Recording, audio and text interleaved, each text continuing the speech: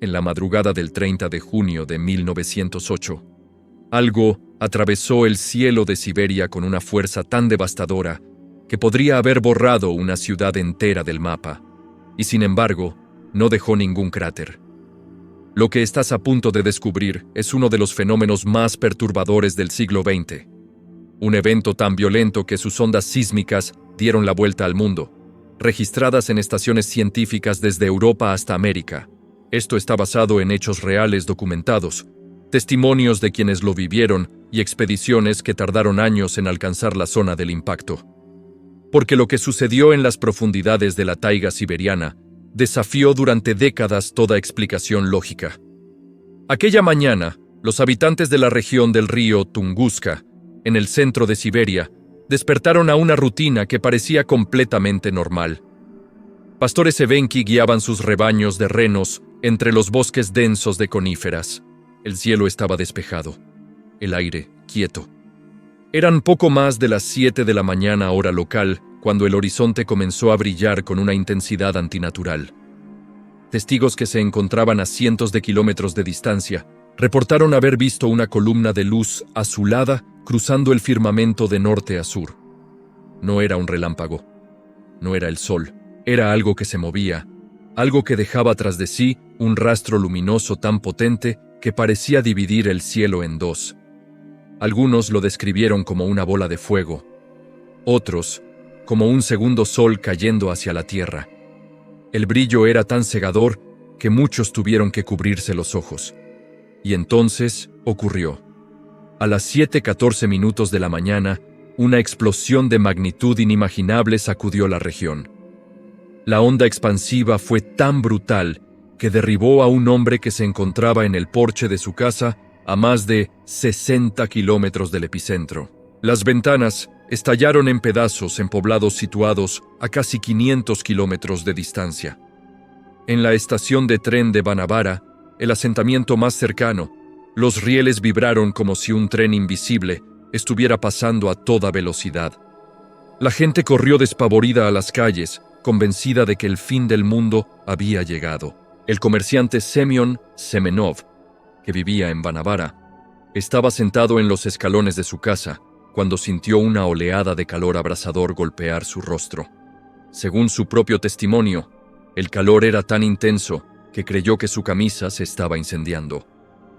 Luego vino el estruendo, un rugido ensordecedor que parecía provenir de todas direcciones a la vez, seguido de una ráfaga de viento tan poderosa que lo lanzó varios metros hacia atrás.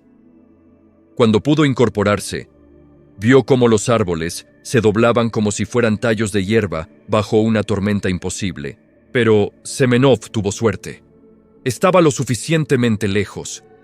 Los pastores evenki, que acampaban cerca del epicentro, no tuvieron la misma fortuna. Algunos de sus campamentos fueron literalmente barridos. Manadas enteras de renos desaparecieron, vaporizadas o arrojadas a kilómetros de distancia. Los testimonios recogidos años después hablaban de hombres que quedaron inconscientes por la onda de choque, que al despertar encontraron un paisaje completamente irreconocible. Árboles caídos en todas direcciones, silencio absoluto, ni un solo pájaro, ni un solo sonido de vida. La explosión fue tan masiva que las estaciones sismográficas de Europa registraron ondas sísmicas equivalentes a un terremoto de magnitud 5. En Londres, apenas unas horas después, los barómetros comenzaron a detectar fluctuaciones atmosféricas anómalas. Durante varios días, los cielos nocturnos de Europa y Asia Occidental brillaron con una luminiscencia extraña. La gente podía leer el periódico a medianoche sin necesidad de luz artificial. Algunos científicos especularon que se trataba de polvo atmosférico suspendido a gran altitud, pero nadie podía confirmar de dónde provenía, y aquí viene lo verdaderamente inquietante. A pesar de la magnitud catastrófica del evento, nadie sabía exactamente qué había explotado. Nadie había ido al lugar del impacto. La región era tan remota, tan inaccesible, tan salvaje, que pasarían casi 2 décadas antes de que una expedición científica lograra alcanzar la zona cero. Recién en 1927, el mineralogista soviético Leonid Kulik encabezó la primera expedición formal hacia el epicentro. Lo que encontró lo dejó paralizado. Desde una colina elevada, Kulik observó un paisaje de destrucción que se extendía por kilómetros en todas direcciones. 80 millones de árboles derribados, todos apuntando hacia afuera desde un punto central, como si una mano gigantesca los hubiera aplastado desde el cielo.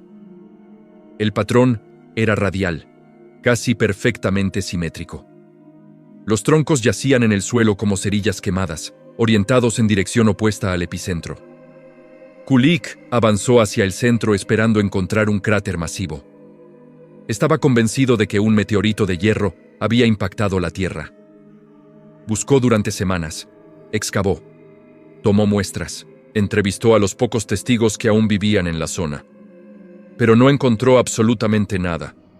Ningún cráter, ningún fragmento metálico, ninguna roca extraterrestre.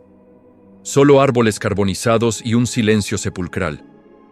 En el punto exacto donde debería haber estado el cráter, Kulik encontró algo aún más desconcertante. Los árboles seguían en pie, desnudos, sin ramas, convertidos en postes calcinados, pero verticales, como si la explosión hubiera ocurrido directamente sobre ellos, no contra ellos.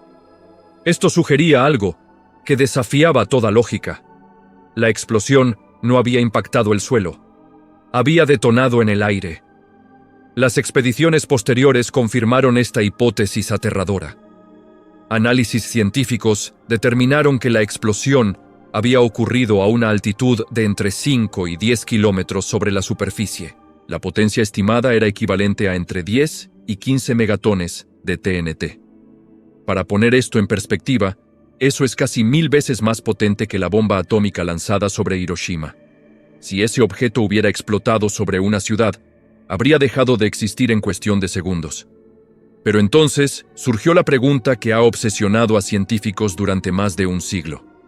Si no dejó cráter, si no dejó fragmentos, si detonó en la atmósfera, ¿qué demonios era? Las teorías comenzaron a multiplicarse. Algunos astrónomos propusieron que había sido un cometa de hielo que se desintegró por completo al entrar en la atmósfera terrestre. El hielo se habría vaporizado instantáneamente bajo el calor y la presión, liberando toda su energía cinética de golpe. Esto explicaría la ausencia de restos físicos. Otros sugirieron que fue un asteroide rocoso que explotó antes de tocar tierra, fragmentándose en pedazos tan pequeños que se dispersaron sin dejar rastro identificable. Hubo quienes plantearon ideas mucho más perturbadoras. En los años 60, algunos investigadores soviéticos especularon que podría haber sido el resultado de una colisión con antimateria, aunque esta teoría fue rápidamente descartada por falta de evidencia radiactiva. En círculos más sensacionalistas, se habló de naves extraterrestres, experimentos de Nikola Tesla con transmisión de energía, e incluso explosiones nucleares naturales. Pero la explicación más aceptada hoy en día, respaldada por simulaciones computacionales y análisis de muestras del sitio, es la del asteroide rocoso o cometa que detonó en la atmósfera. Los científicos estiman que el objeto medía entre 50 y 100 metros de diámetro y viajaba a una velocidad de aproximadamente 54.000 kilómetros por hora. Al ingresar a la atmósfera terrestre, la fricción y la presión extrema lo habrían calentado a temperaturas inimaginables, provocando que se fragmentara y finalmente explotara, con una fuerza comparable a cientos de bombas nucleares. Las muestras de suelo recogidas en la zona muestran niveles elevados de elementos, como iridio y otros metales, asociados con objetos extraterrestres, lo que refuerza la teoría del impacto cósmico. Además, se encontraron micropartículas de silicatos fundidos y pequeñas esferas de vidrio, consistentes con las temperaturas extremas generadas por una explosión aérea de semejante magnitud. Pero lo que realmente eriza la piel es la pura casualidad del evento. La región donde ocurrió la explosión era una de las zonas más deshabitadas del planeta. Si el objeto hubiera llegado apenas unas horas antes o después, si su trayectoria hubiera variado solo unos grados, podría haber explotado sobre San Petersburgo, Moscú, Berlín o cualquier otra gran ciudad europea. Millones de personas habrían muerto sin siquiera saber qué los golpeó. Y aquí está lo que nadie puede ignorar. Esto no fue un evento único en la historia geológica de la Tierra. Los impactos de asteroides y cometas han ocurrido antes y volverán a ocurrir. La diferencia es que Tunguska sucedió en la era moderna, en un momento en que ya existían instrumentos para medir y documentar la destrucción. Fue el primer recordatorio científicamente registrado de que nuestro planeta sigue siendo vulnerable a fuerzas cósmicas que no podemos controlar. Hoy en día, la zona de Tunguska sigue siendo un lugar inquietante. Los bosques se han regenerado, pero el patrón de los árboles caídos todavía es visible desde el aire en algunas áreas. Los científicos continúan visitando el sitio, buscando pistas adicionales, estudiando el impacto ambiental a largo plazo. Algunos investigadores han propuesto que eventos similares, aunque más pequeños, ocurren con mayor frecuencia de lo que imaginamos, pero la mayoría pasa desapercibida porque caen en océanos o regiones deshabitadas. Lo que sucedió en Tunguska es un recordatorio brutal de lo frágil que es nuestra existencia. Una bola de roca y hielo, viajando silenciosamente a través del vacío durante millones de años, puede aparecer sin previo aviso y liberar una devastación comparable a la de un arsenal nuclear. Y lo más aterrador es que, incluso con toda nuestra tecnología moderna, nuestra capacidad de detectar y detener un objeto así sigue siendo limitada. La explosión de Tunguska no dejó cráter, pero dejó algo mucho más profundo. Una grieta en nuestra sensación de seguridad. Una pregunta que aún resuena más de un siglo después. ¿Cuándo volverá a suceder? ¿Y dónde caerá la próxima vez? Si quieres conocer más historias reales que desafían toda lógica, suscríbete y activa las notificaciones.